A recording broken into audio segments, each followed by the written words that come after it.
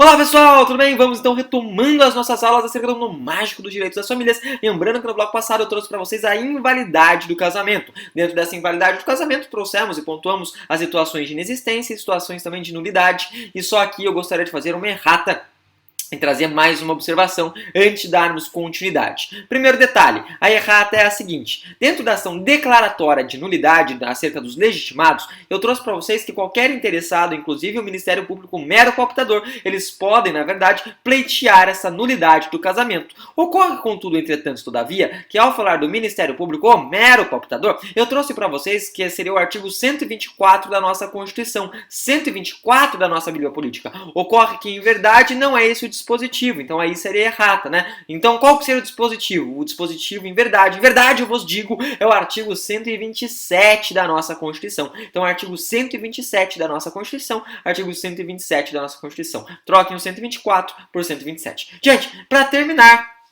essa situação de nulidade do casamento, até mesmo porque eu me recordei de uma indagação que muitas vezes é feita, é a seguinte: dentro dos legitimados dessa ação de declaração de nulidade, algumas pessoas perguntam: um juiz, ele pode agir de ofício? Não! O juiz, ele não pode atuar de ofício, tudo bem? Então, muitas vezes essa questão acerca da legitimidade do juiz, ela surge, né? Ela nasce aí nesses certames. Lembre-se sempre que o próprio dispositivo, ele fala que os legitimados, eles são duas pessoas, o Ministério Público e qualquer interessado, mas o juiz não atua de ofício. Deve ser provocado para tanto. Vixe, ô louco, eu não deixava, né? Lembre-se sempre, a ideia é que o juiz ele seja sempre inerte, tudo bem?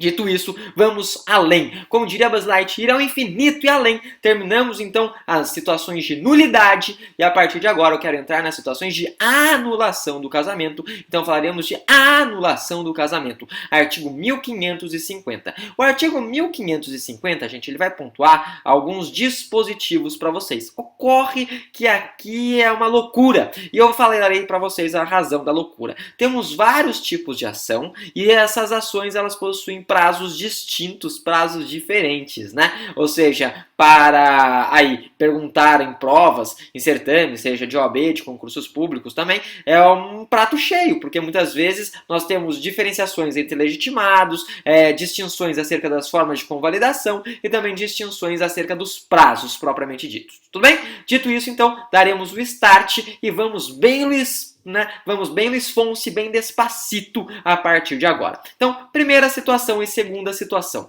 né, que eu quero trazer das causas de anulação. Prof, quais são as duas primeiras causas de anulação que você quer trabalhar conjuntamente? É aquela pessoa que se casa com menos de 16 anos e aquela pessoa que tem a idade núbil e se casa sem a autorização judicial. Essas duas situações são situações, né, de anulação do casamento.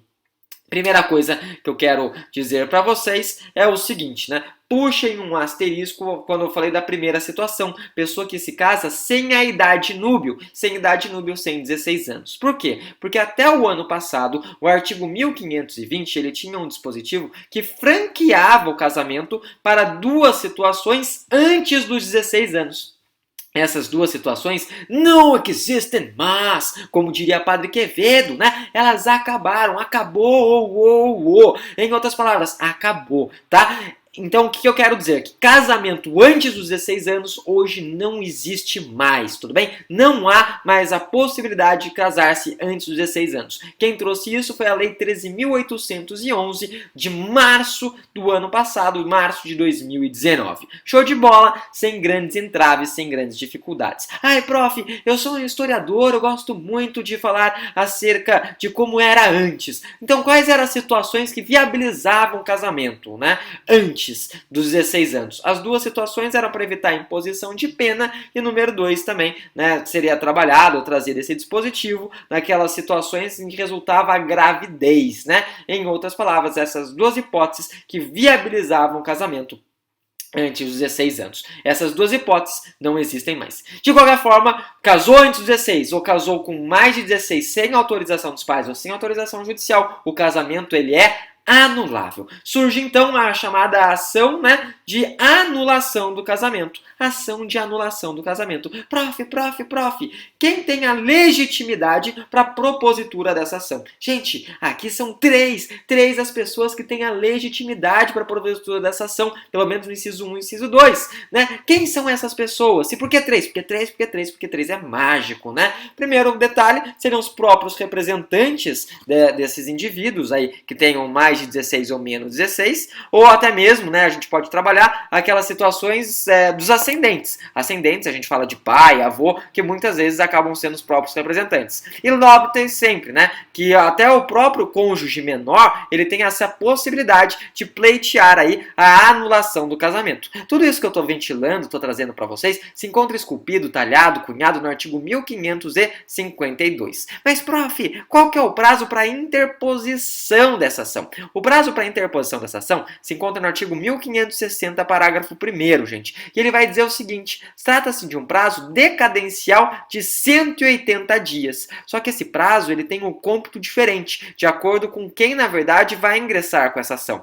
Se nós estivermos falando dos representantes, ou se nós estivermos falando, além dos representantes, né, dos ascendentes, esse prazo ele se dá a partir do casamento. Então, se casou, contam-se aí os 180 dias, tá? Show de bola! Ah, prof, mas não tô falando do cônjuge menor. Se for o cônjuge menor, gente, que nós estivermos falando, conta-se esse prazo a partir do momento que ele fizer 16 anos. Então, vai ter o início, start desse prazo, a partir aí dos 16 anos desse cônjuge menor. Tudo bem? Sem dificuldade. O que mais que é possível dizer? É possível dizer, entretanto, contudo, todavia, que há a possibilidade de convalidação desse casamento. Ou seja, há a possibilidade, então, de que esse casamento ele se torne, né, não deixe de ser anulável e se torne, na verdade, um casamento sem mais nenhum empecilho, sem nem mais um entrave. Em quantas situações, prof? São 3 situações, tudo bem?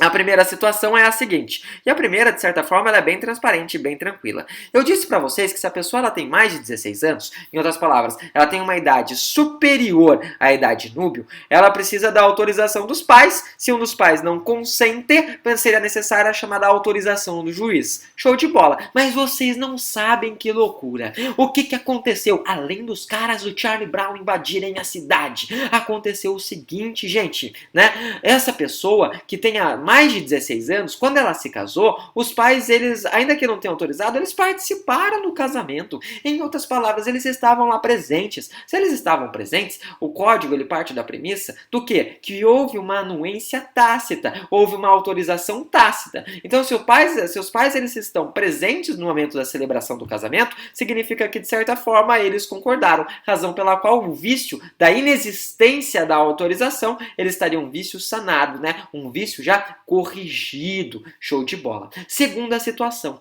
Essa segunda situação, gente, ela de certa forma, ela traz uma grande discussão. Até mesmo pela modificação do artigo 1520 com a Lei 13.811. O que acontece? Lá vai estar escrito o seguinte, é possível lá, né, eu vou falar daqui a pouco o artigo, mas vamos lá. O que está escrito? Está escrito o seguinte, né, se a pessoa ela engravidar, né, não é mais possível o pleito da anulação desse casamento. Em outras palavras, ela engravidou, não é possível mais pedir a anulação desse matrimônio. Isso está no artigo 1551. Em outras palavras, a gravidez. Por que a gente fala que esse dispositivo é meio, de certa forma, estranho? Por causa da mudança da Lei 13.811. Pelo seguinte, porque quando a gente falava do 1520, o 1520 ele autorizava o casamento nessas duas hipóteses. Uma delas era gravidez e outra para evitar a imposição de pena. Então, aqui, de certa forma, a gente está validando um casamento antes da idade núbio se resultar a gravidez, né? Ou seja, nós estamos convalidando. Em outras palavras, ainda que nós tivéssemos, né, essa mudança aí no artigo 1520, nós temos um resquício existente dessa modificação dentro desse dispositivo do 1551. Show de bola? Ou seja, a Lei 13.811, ela não modificou esse dispositivo propriamente dito, razão pela qual há um resquício do artigo o pretérito aí, né, a março do ano de 2019. Show de bola. Mais uma situação, prof. A última situação que eu quero tracejar com vocês, que eu quero pontuar para vocês, seria aquela hipótese em que a pessoa, ainda que tenha se casado sem autorização dos pais, os pais, em momento posterior a essa celebração do casamento, eles vêm a autorizar, sem grandes entraves, sem grandes dificuldades. Essa autorização é superveniente, diga-se de passagem, ela está esculpida, talhada no artigo 1553 do Código Civil. Dito isso, gente, deixo para todos vocês um forte abraço, excelentes estudos, e no próximo bloco, né, falaremos aí dos chamados vícios de consentimento. É a parte mais legal acerca dessas situações aí, né, de invalidade do casamento. Deixo desde já, aliás, um forte abraço a todos e excelentes estudos. Até mais, gente. Tchau, tchau.